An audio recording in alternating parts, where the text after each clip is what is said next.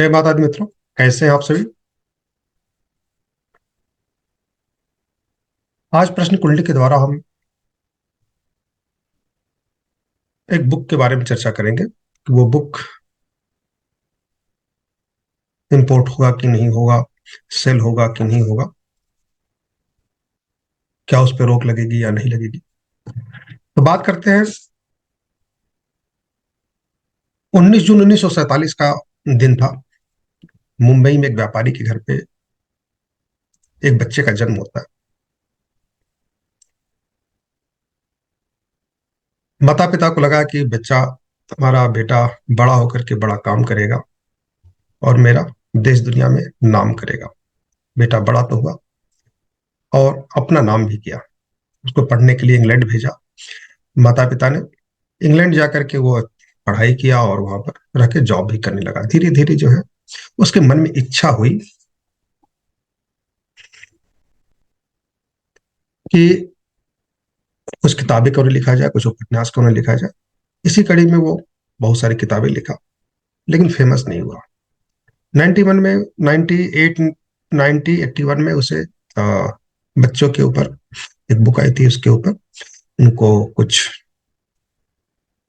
पुरस्कार भी मिले, सम्मान भी मिले, लेकिन फिर भी उतना ज्यादा फेमस नहीं हुए कि देश दुनिया के सभी लोग उनको जानने लगे। क्योंकि उस टाइम पे टीवी का युग नहीं था। न्यूज़पेपर में भी बहुत सारी चीजें नहीं छपती थी। लेकिन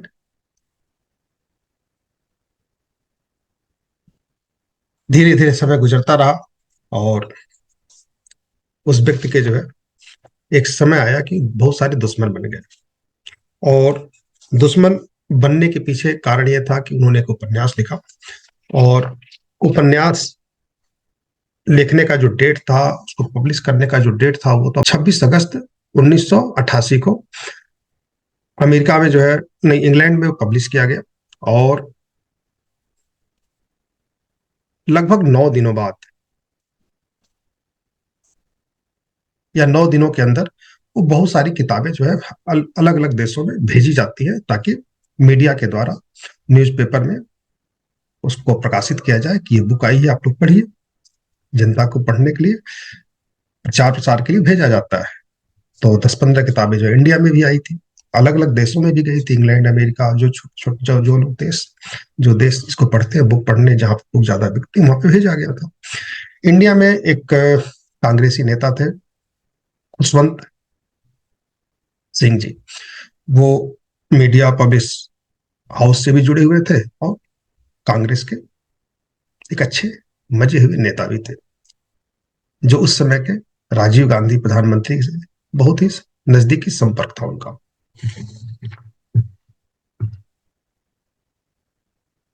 अब किताब उन्होंने पढ़ा होगा या नहीं पढ़ा होगा। ठीक 9 दिन बाद, लगभग 5 सितंबर, 5 सितंबर को राजीव गांधी ने एक आदेश दिया कि इस बुक को बैन कर दिया जाए, इंपोर्ट ना किया जाए। ठीक है, तो खुशवंत सिंह ने उनको बोला कि भाई ये बुक सटनिक वर्सेज, नाम क्या था, सटनिक वर्सेज, इसको बोलते हैं शैतान की दोहे, शैतान की आयतें, या फिर इसको बोलते हैं हिंदी अनुवाद, इसको कुछ भी आप समझ सकते हैं। इंग्लिश और इंडियन में बोलने का थोड़ा सा अंतर होता है। तो नाम से ऐसा पता चलता है कि शैतान की दोहे, शैतान की आयतें, उसमें हिंदू, मुस्लिम सभी के बारे में कुछ ना कुछ लिखा हो। बुरी चीज लिखी होंगी, अच्छी चीजें लिखी होंगी। क्योंकि उस बुक को किसी ने पढ़ा नहीं, पब्लिश होने के लिए आया था, तो जो मीडिया हाउस के पास आया था, न्यूज न्यूज़पेपर वालों के पास आया था, वो लोग पढ़े होंगे। लेकिन उन्होंने, राजीव गांधी तो पढ़े नहीं, उन्होंने उनके कहने पर बैन लगा दिया। और वो बैन चलते चलते कब तक आया, 2024 तक। अब उसी क्रम में आपको बताना चाहूंगा कि लगभग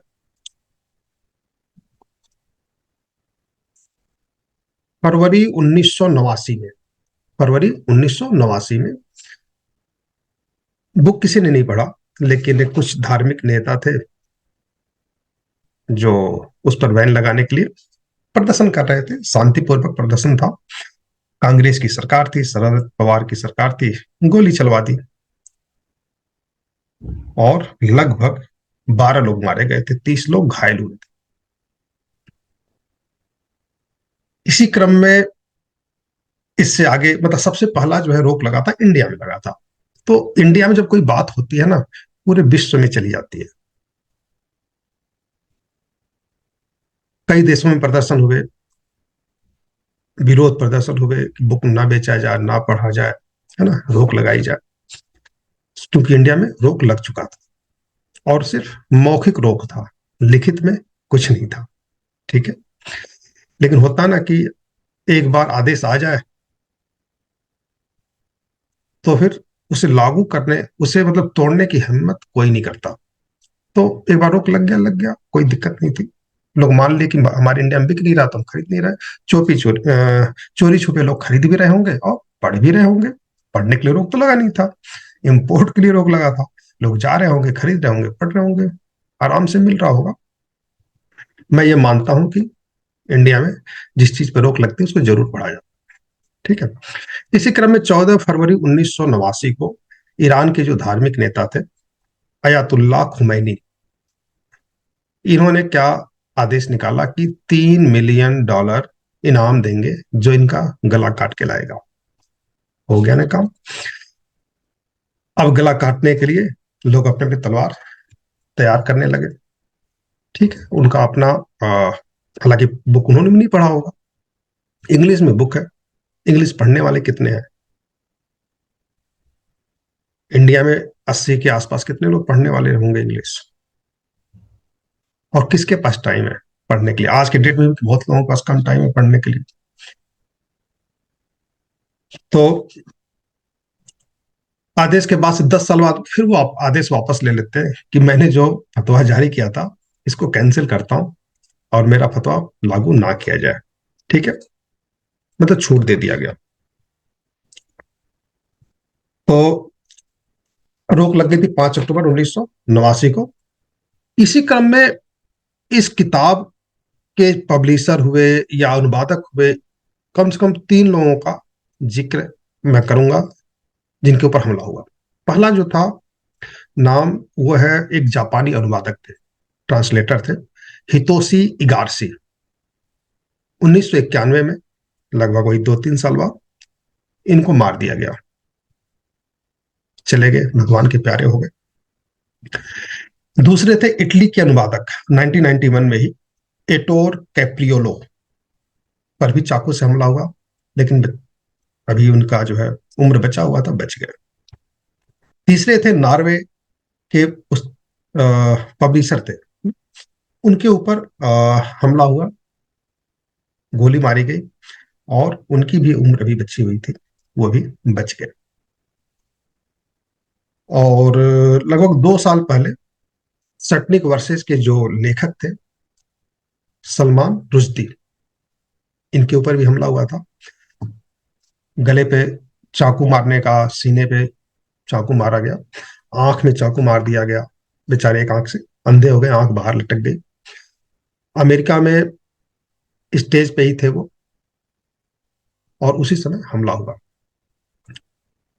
फिर जो दर्शक थे बाहर खड़े थे, वो लोग कूद करके पकड़े, बचाया उन्होंने, बच गई जान।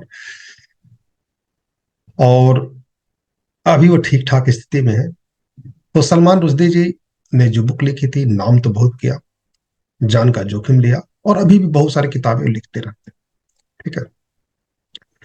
जब आप उनका नाम डालेंगे यूट्यूब पे, गूगल पे, तो आपको बहुत सारी किताबों के नाम मिल जाएंगे। आप बुक को पढ़ा मंगा सकते हैं, पढ़ सकते हैं, अच्छे राइटर है।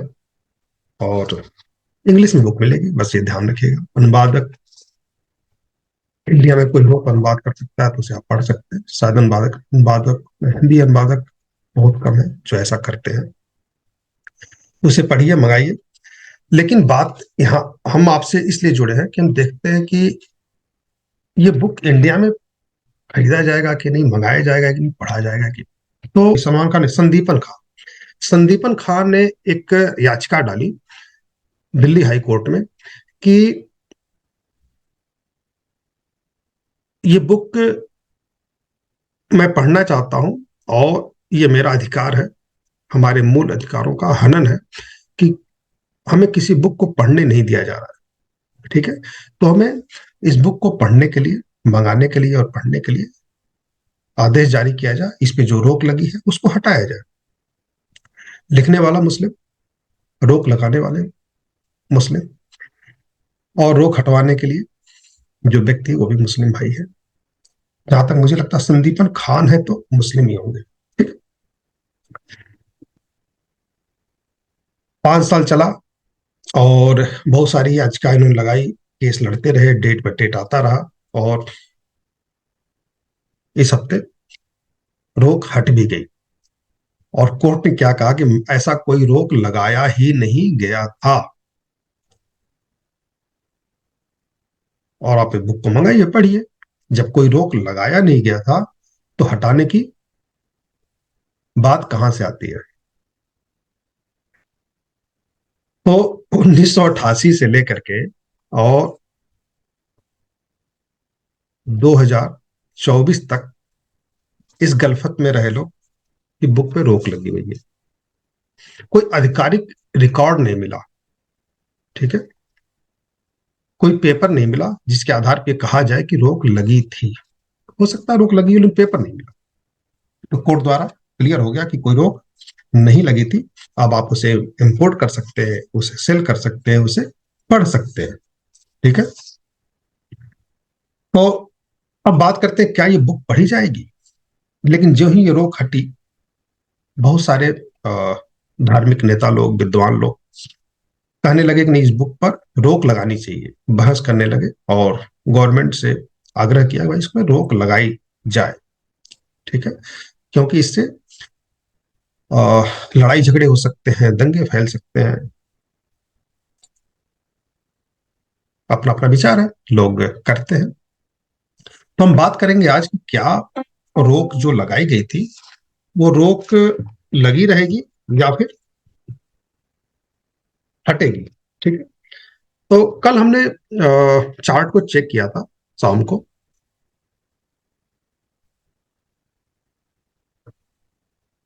तो क्या निकल के आया? 589।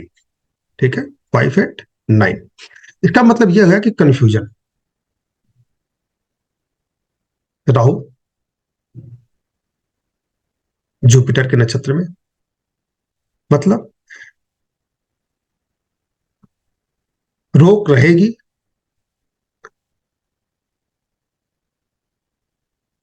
या नहीं रहेगी, इसमें कंफ्यूजन है। सरकार कुछ नहीं बोलेगी, न पब्लिक को क्लियर पता होगा।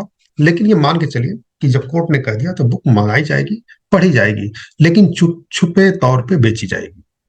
सेलर, इंपोर्टर को भी डर रहेगा कि मैं मंगा तो लूं, बिकेगा या नहीं।